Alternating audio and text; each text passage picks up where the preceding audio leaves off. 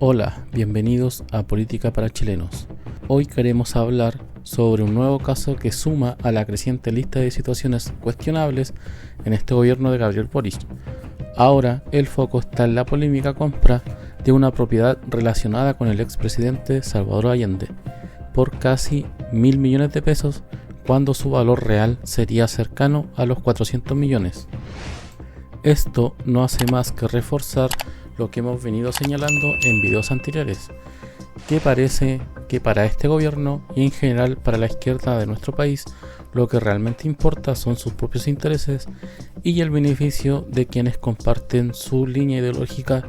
Mientras tanto, una gran parte de los chilenos queda relegada en un segundo plano. ¿Acaso no podrían esos 1.000 millones haberse destinado a mejoras en áreas que realmente lo necesitan, como la salud, la educación o quizás lo más urgente que está hoy en día, que es la seguridad? Cada día somos testigos de portonazos, asaltos y hasta de casos de sicariato. Estas son realidades que afectan diariamente a las personas, pero el gobierno parece estar desconectado de estas prioridades. En lugar de tomar acciones concretas para enfrentar estas problemáticas, vemos políticas que no responden a las necesidades urgentes del país, y es triste pensar que este gobierno podría pasar a la historia no como un motor de cambio positivo, sino como uno de los peores que hemos tenido, lleno de promesas vacías que solo benefician a un pequeño grupo de personas con sus mismas ideas políticas. Los invito a ver nuestro video relacionado para conocer más detalles sobre este tema y a compartir sus opiniones en los comentarios. Su participación es fundamental y no olviden suscribirse al canal. Su apoyo nos ayuda a seguir analizando y discutiendo los temas más relevantes para nuestro país. En la presentación, esta polémica por la fallida compra de la casa del expresidente Salvador Allende allí en Guardiavieja, comuna de Providencia. A ver, usando un poco la jerga del tenis, es como un error no forzado, Gael, del gobierno, algo que a todas luces se veía que tenía elementos que hacían que terminase como terminó. Bueno, de hecho, por eso mismo la compraventa no se va a llevar a efecto, al menos en lo que respecta a la del presidente Salvador Allende. El gobierno dio las explicaciones, a mí me parece que no correspondía y por lo mismo, tanto ya sea que se debió haber generado las precauciones desde el Ejecutivo o la revisión que hace Contraloría, pero obviamente no se debió haber efectuado, al menos ni siquiera en términos de trámite. Faltó un mea culpa del gobierno, claro, se entregaron los elementos, pero faltó un mea culpa, esto fue un error bien evitable. Claro, o sea, yo creo que lo que era evitable era que no se llevara a cabo y es la decisión que se toma por parte del gobierno. Ruth. A ver, aquí lamentablemente estamos nuevamente ante estos típicos errores, como cataloga el gobierno, errores no forzados, pero hasta donde conocemos la celebración del acto, ¿cierto?, jurídico, que es la firma del contrato de compraventa, hasta donde tenemos antecedentes, se habría llevado a cabo. Por lo tanto, aquí estamos frente a una situación de inconstitucionalidad flagrante, digamos, en donde una senadora y una ministra tienen cauciones con el Estado, algo que está completamente prohibido a nivel constitucional. Por lo tanto, es importante que esta investigación y que conozcamos todos los antecedentes, si bien la inscripción como método, cierto, de validez de la celebración del contrato, la inscripción en el conservador de bienes raíces no se efectuó, pero hasta donde conocemos este acto, esta firma de contrato se habría llevado a cabo.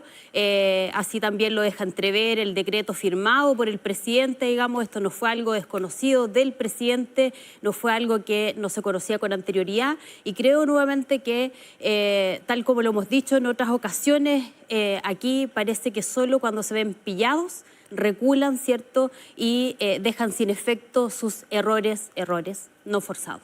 Tomás Hirsch. A ver, claramente acá se está avanzando en un proceso que no debía seguir. Eso es evidente, la Constitución lo establece con toda claridad.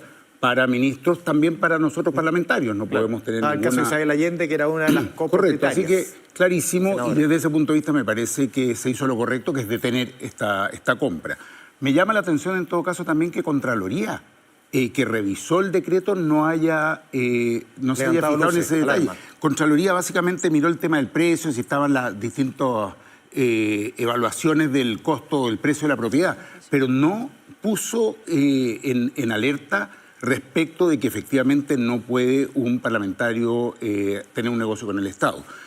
La idea de que las casas presidenciales sean un museo abierto a la comunidad, sean patrimonio nacional, me parece que es interesante, importante. Yo creo que puede rescatar todo lo que se hizo durante hoy día ese existe periodo. por ejemplo, la Fundación Frey. Por ejemplo, De parte del Estado sería inédito esto, ¿no? Que el Estado compre una casa de un presidente. esto es un proyecto inédito y a mí me parece que es un proyecto de Estado, no de un gobierno. Por algo se estaba pensando en primer lugar en la casa del expresidente Elwin, el expresidente Allende. Respecto de lo que pasó, evidentemente no se debía hacer esa compra. Y yo creo que sí hay que evaluar dónde se cometió algún error, evidentemente. Dónde hubo algún asesor o asesora que no advirtió, ¿no es cierto?, algún asesor jurídico o quien correspondía, que no advirtió adecuadamente en el Ministerio de Bienes Nacionales o en alguna otra instancia que no es posible hacer una compra cuando está involucrado un parlamentario. Diputado, ¿quedó conforme con las declaraciones de la ministra de Bienes Nacionales? Y yo se le preguntaba a la diputada Llomas, porque claro, falta media culpa acá, faltó un poco, porque claro, se entregaron los elementos, pero faltó, aquí claramente hubo un error. Yo te voy a ser franco, yo personalmente no creo tanto en este cuento de las mea culpa, que hay que darse el latigazo. Yo creo que lo importante es asumir que hubo un error, creo que se lo asumió evidentemente, por algo se detuvo completamente esta compra, y hay que hacer también, creo yo, lo que corresponde al interior del Ministerio para evaluar dónde se cometió ese error, sobre todo pensando que no sucedan situaciones similares a futuro. A mí siempre lo que me interesa más es corregir de tal modo de garantizar que no sucedan situaciones similares. Andrés Longton. A mí me sorprende, Andrés, de que teniendo la cantidad de funcionarios públicos que tenemos en este país, que además han crecido un 12%, más de 100.000 en los últimos años, durante el gobierno del presidente Boric, ninguno haya tenido las competencias para poder determinar algo que es básico, que es tener conocimiento de la Constitución. Y que se haya firmado un decreto por parte del presidente de la República y la ministra de Bienes Nacionales. O sea, ¿cómo nadie pudo advertir esto? Y si nadie lo pudo advertir, bueno, ¿está alguien dejando el cargo de disposición? ¿La ministra está diciéndole al presidente no puedo seguir en el cargo? ¿Algún funcionario ha salido de su cargo? La verdad es que ninguno. Entonces hay una suerte de cansancio, Andrés, respecto a este gobierno en práctica, donde constantemente vemos este tipo de situaciones y la respuesta es, ¿pudimos haberlo hecho mejor? Bueno, ¿hasta cuándo nos sorprenden con esa respuesta? Uno exige competencias mínimas para administrar el Estado y parece acá que hay un voluntarismo de tratar de imponer una visión o una mirada o llevar a cabo actos fuera de la legalidad, fuera de la constitucionalidad. En el caso Monsalve también una desprolijidad que fue burda. El caso de los indultos también hace algunos años. Entonces, ¿hasta cuándo, Andrés, tenemos que soportar este tipo de situaciones? ¿Y cuál es la prioridad del gobierno? Estamos hablando de 1.000 millones de pesos.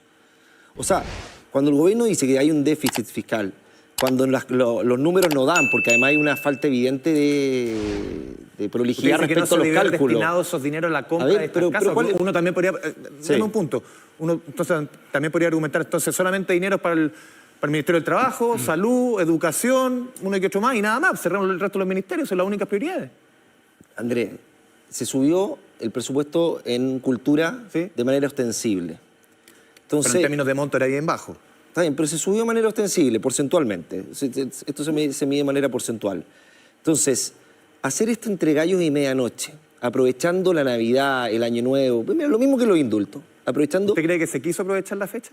Yo creo que sí, para que no hubiera un ruido, para que no hubiera un ruido innecesario. ¿Ya? Pero resulta que está en la desprolijidad, está en la falta de competencia, de soberbia, que se piensa que se puede avanzar por sobre las reglas, al margen de las reglas, porque sabes que, Andrés, yo no me puedo creer que nadie pueda advertir esta situación, porque si nadie lo puede advertir esta situación, bueno, que nos salve a alguien de este gobierno respecto a que no pueden cumplir con funciones que son básicas, que son el respeto a la Constitución. Sí. No, es que mira, errores, complicaciones hay y en todos los gobiernos. O sea, el hecho de tener autocrítica es positivo porque uno también puede prever, se puede hacer cargo de que no ocurra nuevamente, pero tratar nuevamente de decir no, que este es el gobierno poco menos de los errores, cuando nos recuerdan, parece, que los errores del gobierno de Sebastián Piñera, donde teníamos ministros que duraron 3 días, como Mauricio Rojas, o donde tuvieron que desdecirse de frases que provocaron el estallido social en su momento. Entonces, o por ejemplo, cuando no apoyaron el 40 horas y tuvieron una agenda en contra, inclusive para dilatar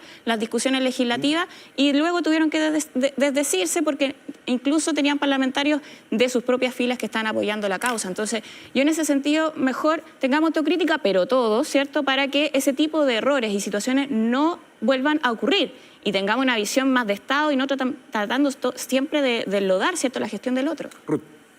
A ver, aquí no se trata de enlodar o no la gestión del otro.